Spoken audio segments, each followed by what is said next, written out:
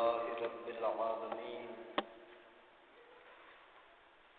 الذي خلق السماوات والأرضين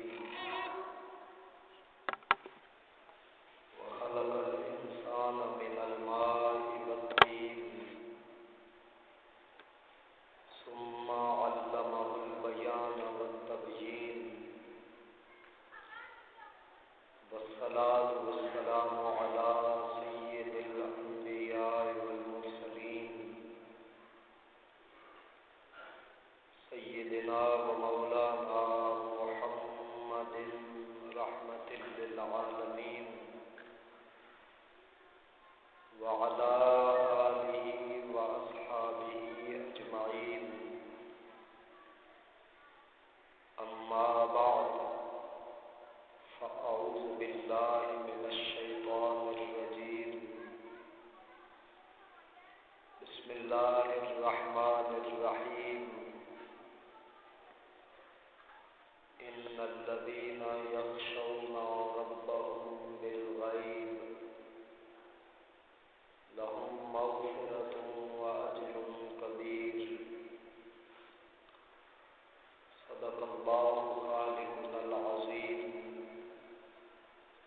وبلغنا رسوله النبي الكريم الأمين ونحن على ذلك لمن الشاهدين والشاكرين والحمد لله رب العالمين إن الله وملائكته يصلون على النبي يا أيها الذين آمنوا صلوا عليه وسلموا تسليما درود پاک محبت و احترام کے ساتھ السلام علیک یا سیدی یا رسول اللہ وعلی آلک واصحابک یا سیدی یا رحمت للعالمین واجب القدر معزز و محترم ذی وقار و ذی حشم قابل صد تعظیم و تکریم معزز حاضرین و سامعین، اللہ کریم جل جلالہ و عم نوالہ کا بے پناہ لطف و کرم، انعام و احسان جس ذات جلیل وحدہ لا شریک نے اپنے حبیب پاک صاحب الاولاد حضور محمد مصطفیٰ احمد مجتبیٰ صلی اللہ علیہ وآلہ وسلم کے مبارک وسیلہ آپ کی بے مثال نسبتوں سے ہمیں رمضان المبارک جیسا عظیم الشان برکتوں اور رحمتوں والا مہینہ عطا فرمایا، پھر کرم بالائے کرم مالک کریم نے اس ماہ مبارک میں جمعہ شریف کا دن بھی عطا فرمایا، جو کہ مومنین کے لیے عید کا دن ہے اور مساکین کے لیے حج کا دن ہے۔ جمعہ عید کا دن بھی ہے، حج کا دن بھی ہے، پھر رمضان المبارک کی نسبتوں سے اس کی رحمتیں، اس دن میں دعاؤں کی قبولیت، گناہوں کی بخشش اور اللہ تعالیٰ کی کرم نوازیوں میں اور زیادہ اضافہ ہو جاتا ہے۔ مالک کریم ہمیں یہ برکات حاصل کرنے کی توفیق عطا فرمائے۔ حاضرین گرامی، ماہ رمضان المبارک جہاں فی نفس ہی بے پناہ برکات اور رحمتوں کا مہینہ ہے، ساتھ ہی اس ماہ مبارک کے ساتھ کچھ ایسے نفوس قدسیہ، کچھ ایسی متبرک ہستیوں کی نسبت ہے کہ اس کی برکتوں اور رحمتوں میں اور زیادہ اضافہ ہو جاتا ہے۔ رمضان المبارک کے پہلے دن پہلی تاریخ کو 3 عظیم شخصیات، عظیم بزرگ، ان کی ولادت باسعادت ہوئی۔ ان میں حضرت سیدنا پیر مہر علی شاہ بولندی رحمۃ اللہ تعالی علیہ، حضرت بابا جی فرید الدین مسعود گنج شکر رحمۃ اللہ تعالی علیہ، حضرت غوث العظم سیدنا شیخ عبدالقادر جیلانی رضی اللہ تعالیٰ عنہ۔ تو ان مبارک ہستیوں کا میلاد شریف اور ولادت باسعادت یکم رمضان المبارک کو ہوئی۔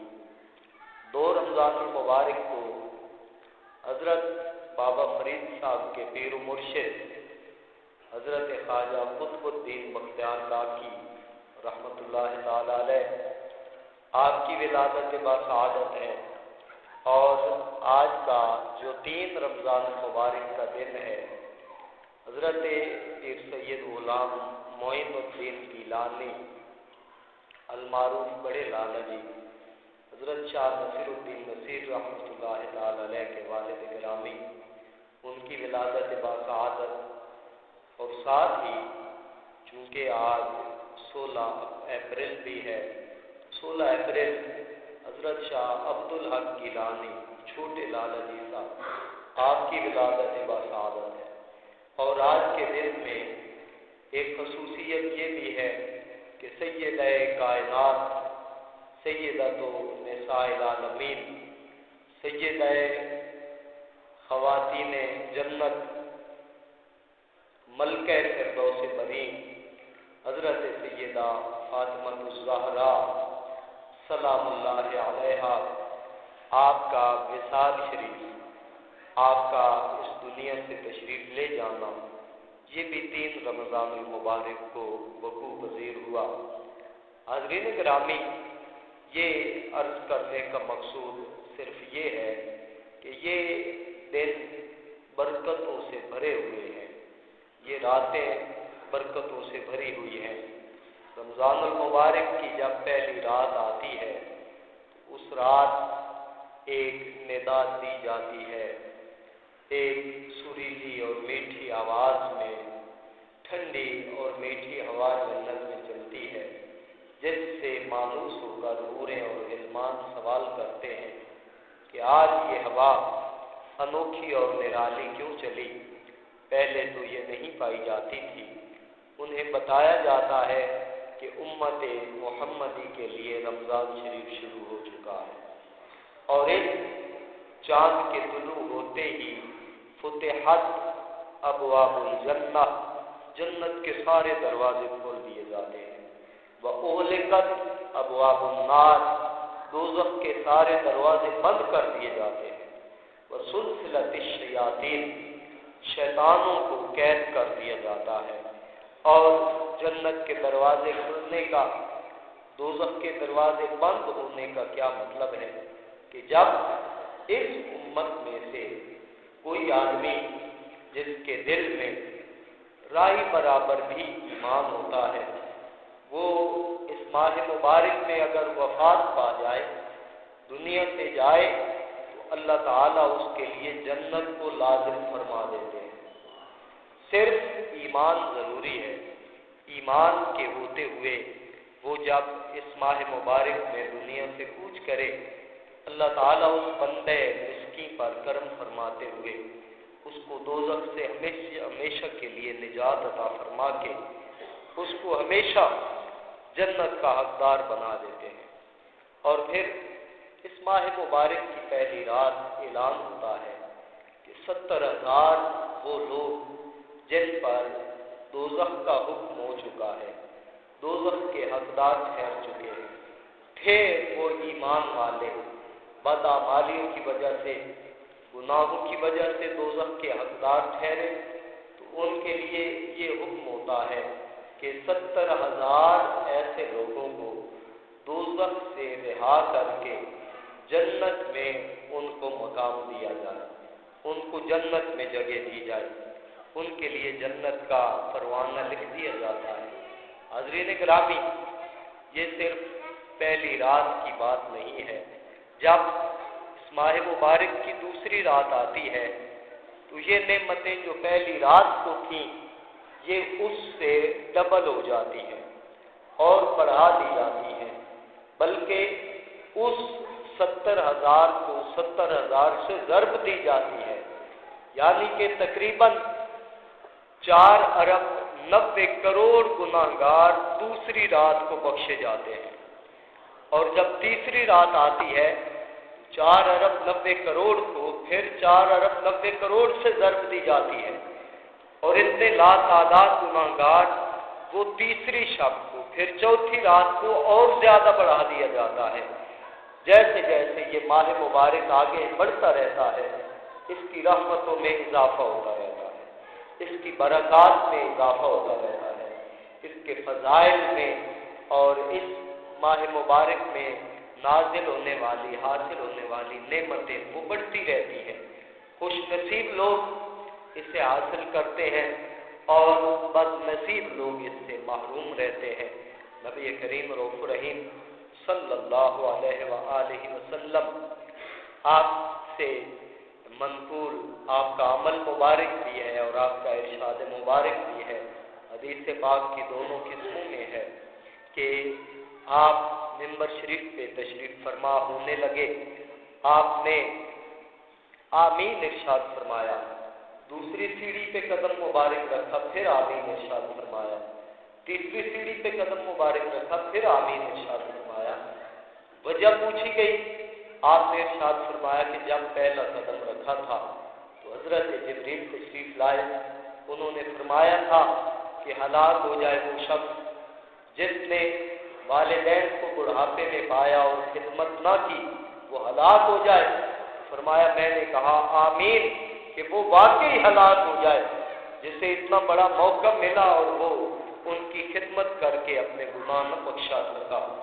دوسری سیڑھی پر قدم مبارک رکھا تو حضرت جبریل نے پھر یہ دعا کی کہ وہ شخص بھی ہلاک ہو جائے جسے ماہ رمضان شریف زندگی میں نصیب ہوا اور اس نے احترام نہ کیا، روزہ نہ رکھا، اپنے گناہ نہ بخشا سکا، فرمایا بے شک وہ بھی ہلاک ہو جائے۔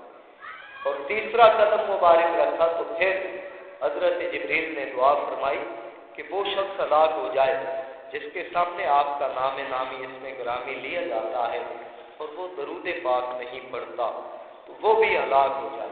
تو سرکار نے فرمایا ہاں آمین وہ بھی ہلاک ہو جائے۔ یہ حدیث پاک آپ بارہا سن لیں، آپ تمام احباب نے کئی بار یہ سماعت فرمائی۔ مسئلہ سمجھنے والا کیا ہے، اس سے سبق کیا ہے؟ یہ حدیث پاک بخاری شریف میں موجود ہے، ترمذی شریف میں موجود ہے، بڑی حدیث کی کتابوں میں موجود ہے، آپ نے بارہا سنی، صحیح سند ہے، اس پر کوئی بحث و تکرار اور سند پر کوئی جرح نہیں کی گئی۔ ذکر سامعین، نبی کریم صلی اللہ علیہ وآلہ وسلم آپ کی ہستی مبارک، آپ کی شخصیت والا کیا ہے؟ آپ کو پتھر مارتے ہیں تاج والے، تکلیف دیتے ہیں، آپ کو شدید تنگ کرتے ہیں، آپ کو اللہ تعالیٰ فرماتے ہیں، حضرت جبریل خود حاضر ہوتے ہیں کہ حضرت آپ ان کے لیے بد دعا فرمائیں تو 2 پہاڑوں کو ملا کر ان کو مسخ کر دیا جائے گا، ان کو ختم کر دیتے ہیں۔ تو آپ نے فرمایا بعثت رحمتاً، میں بد دعا دینے کے لیے نہیں آیا، میں رحمت بن کر آیا ہوں۔ تو جو وہاں بد دعا نہیں دیتے، یہاں یہ کیا بات ہے کہ اس بد دعا پر حضور نے آمین فرمایا ہے۔ والدین کی جو قدر نہیں کرتا وہ بھی ہلاک ہو جائے، فرمایا آمین۔ جو رمضان شریف کی قدر نہیں کرتا وہ بھی ہلاک ہو جائے، فرمایا آمین۔ جو آپ کا نام نامی اس میں گرامی محمد صلی اللہ علیہ وآلہ وسلم سن کر درود پاک نہیں پڑتا وہ بھی ہلاک ہو جائے، فرمایا آمین۔ تو بدبختی کا اندازہ لگانا چاہیے، کتنی بدقسمتی ہے اس آدمی کی کہ جو ان 3 کاموں میں ملوث ہے، جن 3 کاموں کی وجہ سے حضور نے بد دعا پر آمین فرمایا، اور رحمت للعالمین ہستی نے آمین فرمایا۔ وہ جو ہمیشہ ہمارے لیے روتے رہے، ہمارے لیے دعائیں کرتے رہے، ہماری بخشش اللہ تعالیٰ سے مانگتے رہے، انہوں نے یہاں آ کے فرما دیا کہ ٹھیک ہے یہ ہلاک ہو جائے، یہ برباد ہو جائے، یہ تباہ ہو جائے، تو دیکھنا چاہیے یہ کتنا بڑا گناہ ہے۔ ہم اسے کچھ سمجھتے ہی نہیں، نہ والدین کی نافرمانی کو کچھ سمجھا، نہ رمضان المبارک کو کوئی اہمیت دی۔ ہم اپنے گھروں میں دیکھیں، اگر تیسرا دن آ گیا رمضان المبارک کا، وہ بھی آدھے سے زیادہ گزر چکا ہے، ہمارے گھر میں 9 بجے کا ناشتہ روکا، ہمارے گھر میں جو دوپہر کا کھانا ہوتا ہے اس میں بریک آئی ہے 3 دنوں میں یا کوئی نہیں آئی؟ جو 3 بجے چائے پکتی ہے ہمارے گھر میں، وہ پکتی ہے یا رک گئی ہے کہ رمضان شریف آ گیا ہے؟ اگر رک گئی ہے تو پھر ہمیں مبارک ہو، اگر وہ ناشتہ نہیں ہوتا نا پھر ہمیں مبارک ہو، اگر ہوتا ہے تو پھر سوچنا چاہیے کہ جو صبح فرشتے آئے تھے شام کو واپس جا کر اللہ تعالیٰ کے حضور کیا بتائیں گے کہ ہم کس کے گھر میں گئے تھے؟ مسلمان کا گھر تو وہ ہے کہ جب سحری کا وقت ختم ہو، سائرن بجے، اس کے بعد ایک گھونٹ پانی کا پینا بھی حرام ہے، ممنوع ہے، اور جب تک افطار کا سائرن نہیں بجتا کچھ کھایا پیا نہیں جاتا۔ کیا ہم ہٹے کٹے ہو کر ہر کام کے لیے ہماری صحت ٹھیک ہے، روزہ رکھنے کے لیے صحت خراب ہے، 10 جانوروں کا چارہ کاٹنا ہے بالکل ہم ٹھیک ہے، کوئی پرابلم نہیں ہے، روزہ رکھنا ہے تو طبیعت خراب ہے؟ یہ معاشرے میں اپنے ماحول میں یہ باتیں ہم چلا سکتے ہیں، میری کوئی طبیعت ٹھیک نہیں ہے، لیکن یہ دیکھنا چاہیے کہ کل کائنات کی صحت جس کے ہاتھ میں ہے ہم اس سے غداری کر رہے ہیں۔ وہ ایک چھوٹی سی بیماری لگا دے مالک کہ جو زندگی کا روگ بن کے رہ جائے، کیا کریں گے پھر؟ ایسے جوان ہم نے نہیں دیکھے کہ جوانی میں 20-25 سال کی عمر میں فالج کی وجہ سے ان کی ٹانگیں ختم ہو گئی؟ ایسے جوان ہم نے نہیں دیکھے کہ ایکسیڈنٹ ہوا تو ٹانگیں کٹوا دی، کاٹنی پڑی، ٹانگوں سے معروم ہے؟ کئی جوان دیکھے بس جی حملہ ہوا تھا فالج کا، 5 پاؤں ٹیڑھے ہو گئے، کام ہی نہیں کرتے۔ تو صحت کی بات ہم کس سے کرتے ہیں؟ صحت کا دغا کس سے کرتے ہیں؟ یہ دھوکہ کس کو دیتے ہیں؟ اللہ تعالیٰ کی بارگاہ میں اللہ تعالیٰ نے تو فرمایا کہ اے ایمان والو کتب علیکم الصیام، اگر ایمان ہے تو روزہ فرض ہے تم پر، کہ ہم نے صحت کی خرابی کو بہانہ بنا لیا۔ کون سی صحت کی خرابی ہے؟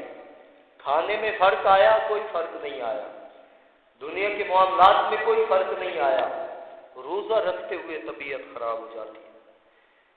روزہ تو صحت تھی یار۔ نبی کریم صلی اللہ علیہ وسلم کا مبارک فرمان سچ ہے کہ نہیں ہے؟ اس میں کوئی شک کی گنجائش ہے؟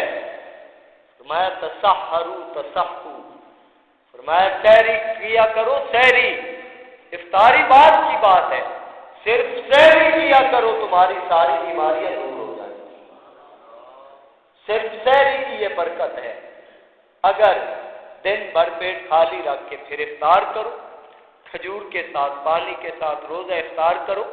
اور میں نے کل ایک آرٹیکل پڑھا کہ کھجور سے افطاری کی طبی حکمتیں، جو بندہ کھجور سے افطاری کرتا ہے نا اس میں ڈاکٹری اور طبی حکمتیں کتنی ہیں، تو 70 فائدے انہوں نے لکھے تھے، 70 فائدے جو انسانی صحت کو 70 فائدے ہوتے ہیں کھجور سے روزہ افطار کرنے سے۔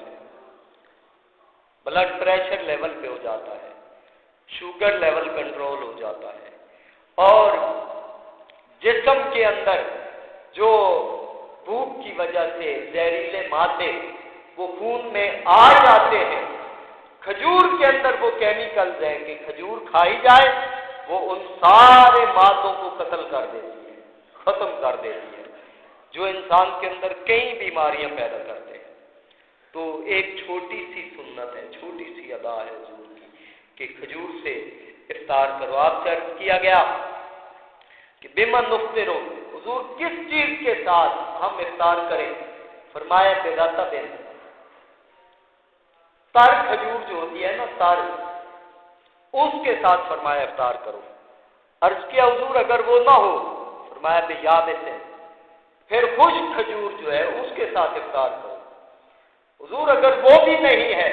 فرمایا بماء، پھر پانی کا گھونٹ بھرا کرو، پانی سے روزہ افطار کیا کرو۔ اگر پانی بھی میسر نہیں ہے؟ فرمایا بملح، پھر نمک چکھا کرو۔ ان چاروں چیزوں میں الگ طبی حکمتیں ہیں کہ خالی پیٹ میں یہ چاروں چیزیں، تر کھجور، خشک کھجور، پانی اور نمک، اگر یہ چکھا جائے تو انسان میں جو بہت بڑی 7 بیماریاں ہیں، جیسے ابو علی سینا کا قول میں نے پچھلے جمعہ بھی عرض کیا، ان 7 بیماریوں سے انسان محفوظ رہتا ہے۔ ہم نے روزے کو بلا سمجھا، روزے کو بیماری سمجھا۔ نبی کریم صلی اللہ علیہ وسلم نے روزے کو صحت بتایا، روزے کو حکمت بتایا، روزے کو برکت بتایا، روزے کو رحمت بتایا، روزے کو مغفرت بتایا۔ کاش ہے بندہ مسلمان ہمیں پتہ چل جائے نا کہ عصر کے بعد جب بھوک ذرا بڑھتی ہے، پیاس کی شدت قدرے بڑھتی ہے، جسم میں معمولی سی نکاہت ہوتی ہے، اس وقت سے لے کر افطار کرنے تک کاش ہمیں پتہ چل جائے کہ اللہ تعالیٰ کی رحمت ہمیں کس انداز میں دیکھ رہی ہے۔ ہمیں پتہ نہیں ہے، ہم جانتے نہیں ہیں۔ فرمایا للصائم فرحتان، فرحۃ عند فطرہ وفرحۃ عند لقاء ربہ۔ روزہ دار کے لیے 2 بڑے انعام ہیں، 2 بڑے انعام۔ اس حدیث پاک ابن ماجہ شریف کی حدیث ہے، اس میں جو مذکور ہیں 2 بڑے انعام ہیں۔ ایک فرمایا اس کی افطاری کے وقت، اور ایک اللہ تعالی سے ملاقات کے وقت۔ جو بندہ روزہ دار ہے، مطلب یہ کہ زندگی بھر رمضان شریف کا روزہ رکھا، رمضان شریف کا احترام کیا، پابندی کی، وہ بندہ جب اس دنیا سے جا رہا ہوتا ہے، عمدۃ القاری شرح صحیح بخاری میں بھی ہے اور فتح الباری شرح صحیح بخاری میں بھی یہ حدیث پاک اس حدیث کی شرح میں لکھی گئی ہے کہ بندہ جب دنیا سے جاتا ہے، جس نے ساری زندگی رمضان شریف کا احترام کیا، اللہ تعالیٰ اس کو اپنا دیدار عطا فرماتے ہیں، اسے اللہ تعالیٰ کا دیدار نصیب ہوتا ہے۔ تھوڑا سا چشم تصور کو ذرا اس موقع پر لے جائیں۔ حضرت یوسف علیہ السلام، آپ کی ایک جھلک دیکھی زمانے مصر نے تو کیا کیا؟ اپنے ہاتھوں کو کاٹ دیا اور پرواہ تک نہ ہوئی، درد تو درد رہا، احساس بھی نہیں ہوا، کیا کر دیا؟ ہاتھوں کے ٹکڑے کر دیے۔ قطعنا باب تفعیل ہے، ہاتھوں کے ٹکڑے کر دیے، کوئی درد نہیں ہوئی۔ کیوں؟ سامنے جلوہ یوسف ہے۔ جب سامنے جلوہ یوسف ہو تو ہاتھوں کے اپنے ہاتھوں سے ٹکڑے کیے جائیں، کوئی تکلیف نہیں ہوتی، تو اس موت کی کیا تکلیف ہوگی جب سامنے یوسف کے رب کا جلوہ ہوگا؟ وہ کیا خوبصورت موت ہوگی، کیا خوبصورت انداز ہوگا دنیا چھوڑنے کا۔ یار فرمایا ایک انعام تو اس کا وہ ہے جب اللہ سے ملاقات ہوگی، اور ایک انعام اس کا افطاری کے وقت ہے۔ افطاری کے وقت کیا انعام ہے؟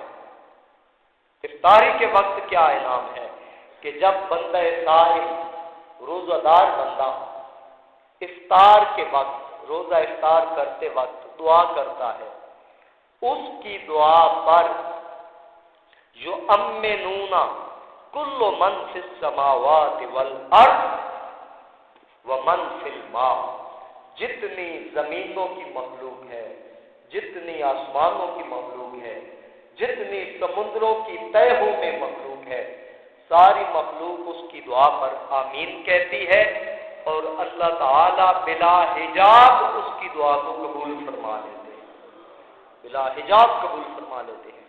بیہقی شریف کی حدیث پاک ہے، نبی کریم صلی اللہ علیہ وسلم نے ارشاد فرمایا کہ جب موسیٰ علیہ السلام اللہ تعالیٰ سے کلام فرما رہے تھے، اس وقت ذات وحدہ لا شریک کے اور موسیٰ علیہ السلام کے درمیان 70,000 حجابات تھے، 70,000 پردے تھے۔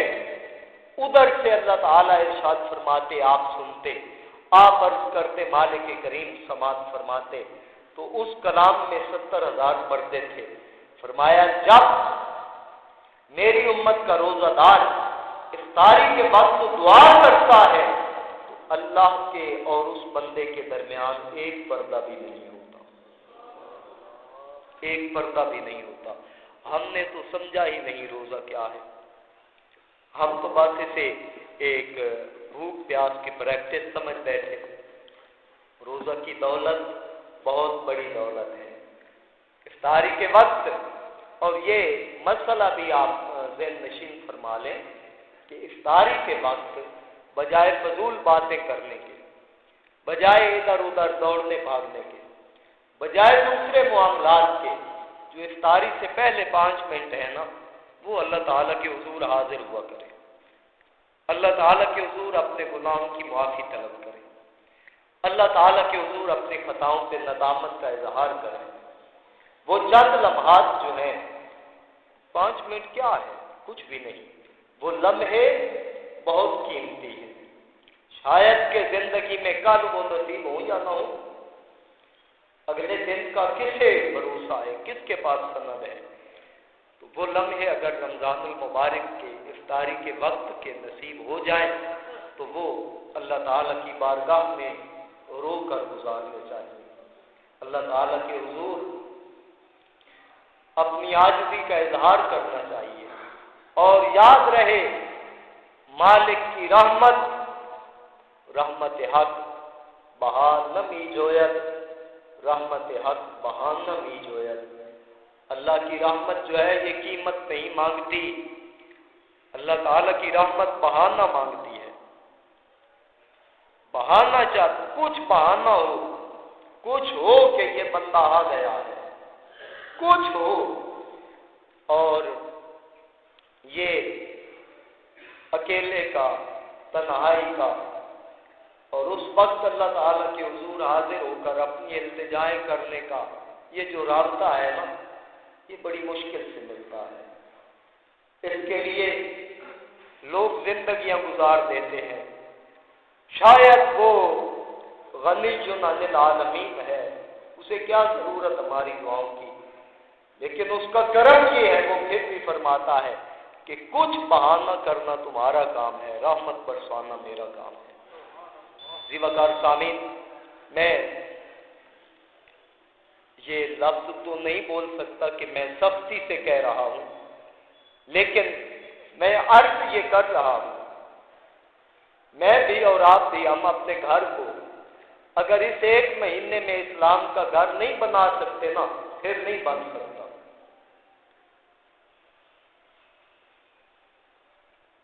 اسلام کا گھر کیسے ہے؟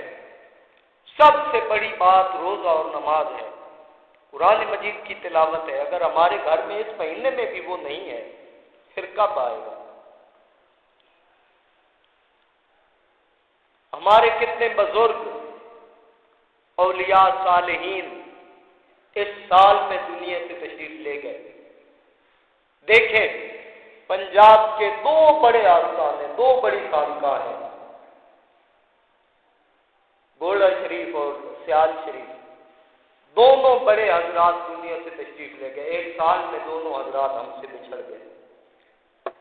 چورا شریف کے پیر صاحب، جنہیں زمانہ جانتا ہے، خدا کی قسم وہ مرد جس کا چہرہ دیکھ کر بھی کلمہ پڑھنے کو جی کرتا تھا، حضرت پیر سید کبیر علی شاہ رحمۃ اللہ علیہ، آپ دنیا سے چلے گئے۔ ہمارے پاس کیا تھا؟ کتنے بڑے لوگ، وزیر، کتنے بڑے امیر زادے چلے گئے دنیا سے، مال و متاع یہیں رہ گیا۔ اس رمضان المبارک میں وہ نہیں ہے۔ ہم ہوں گے اگلے رمضان المبارک میں؟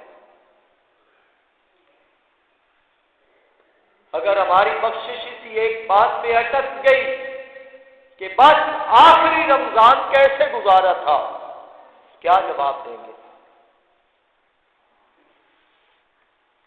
اور بڑے درد اور افسوس سے میں یہ عرض کر رہا ہوں کہ یہاں سے لے کر مدینہ چوک کوٹ پہلوان تک یہ روڈ تو صرف معروف بیربل شریف کو آتی ہے۔ اگر اس رستے میں آنے جانے والا جوان اس کے منہ میں سگریٹ لگی ہو، عصر سے پہلے کا وقت ہو، کتنی مایوس بات ہے۔ بیربل شریف کا تعارف شریعت کا تعارف ہے، خدمت دین کا تعارف ہے، تقوی کا تعارف ہے۔ اگر کوئی پردیسی، کوئی باہر کا آدمی دیکھے، وہ کیا کہے گا؟ میں حضرت اعلی غلام مرتضیٰ کے شہر میں جا رہا ہوں، میں ترجمان حقیقت مولانا محمد عمر کے شہر میں جا رہا ہوں، پیکر اخلاص و وفا خواجہ معین الدین چشتی کے شہر میں جا رہا ہوں۔ ساری باتیں چھوڑ کے صرف یہ ذہن میں رکھو، ایک بات بٹھاؤ ذہن میں کہ میں مسلمان ہوں، میں نے کلمہ شریف پڑھا ہے۔ اور نہیں رکھتے روزے نہ رکھو، اپنی بدقسمتی ہے، بے ادبی کیوں کرتے ہو؟ کھلے عام موٹر سائیکل پر لگائی ہے، سگریٹ، جا رہا ہے، روزہ ہے، تو کوئی خیال نہیں پتا ہے کہ ایکسیڈنٹ ہو گیا، بچے گا کہ نہیں؟ کس حال میں ہے کہ رمضان المبارک کا مہینہ ہے تو سرعام یہ کس چیز کا اظہار کر رہا ہے؟ اللہ کے بندو، اللہ تعالیٰ کی ذات بڑی کریم ہے، اللہ تعالیٰ کی ذات بڑی مہربان ہے۔ اس کے فیض و کرم، اس کی مہربانیاں، اس کی نوازشات اور اس کی عنایات کا یہ بہت بڑا سمندر جاری ہے رمضان شریف۔ اگر معروم رہ گئے، اور پھر عجیب بات ہے، ہم گھر والوں پہ سختیاں کر لیتے ہیں، ہم سبھی کر لیتے ہیں، سختیاں کر لیتے ہیں۔ اس بازار میں جانا ہے، اس میں نہیں جانا، سختی کر لیتے ہیں، اپنی بات منوا لیتے ہیں، ہر بات منوا لیتے ہیں، پکانا کیا ہے بات منوا لیتے ہیں، کپڑے کیسے پہننے ہیں کیسے نہیں پہننے ہم بات منوا لیتے ہیں۔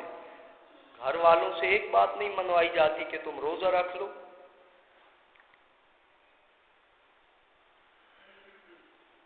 یہ ایک بات نہیں ہم منوا سکتے کہ ہم گھر والوں کی محنت کریں، انہیں گزارش کریں، اگر سرپرست ہیں تو انہیں آرڈر کریں، سختی سے کہیں کہ بھائی روزہ رکھو۔ ایک جنرل مثال ہے، کل ایک پیر بھائی تھے، انہوں نے یہ پوسٹ لگائی ہوئی تھی، بات بڑی اچھی لگی، عرض کیے دیتا ہوں کہ چھوٹا بچہ اگر چھوٹی عمر میں 10-12 سال کی عمر میں اگر وہ روزہ رکھے نا، تو ماں سیکنڈ ٹائم میں، زور کے بعد والے ٹائم میں اسے بڑی توجہ اور دھیان سے دیکھے گی کہ یہ کہیں پریشان نہ ہو، اسے پیاس نہ ستائے۔ ماں بطور خاص اسے بڑے دھیان سے دیکھے گی کہ آج میرے بیٹے نے روزہ رکھا ہوا ہے۔ یار ایک یہ ماں ہے، اتنے پیار سے بچے کو دیکھ رہی ہے کہ آج اسے روزہ ہے، یہ پیاس میں تکلیف میں نہ ہو۔ ایک وہ ذات ہے جو 70 ماؤں جتنا پیار کرتا ہے، وہ روزہ دار کو کس محبت سے دیکھتا ہوگا،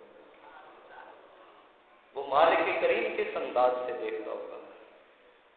ہم نے بچوں کی تربیت کیا کی ہے، یہ ہماری حالت ہے، کوئی اوپر سے اتری ہوئی بات نہیں ہے۔ ہم نے بچہ 4 سال کا ہے یا 10 سال کا، کوئی پابندی نہیں، جو اس نے منہ سے نکالا وہی موبائل اتنا ہی مہنگا لے کے دے دیا۔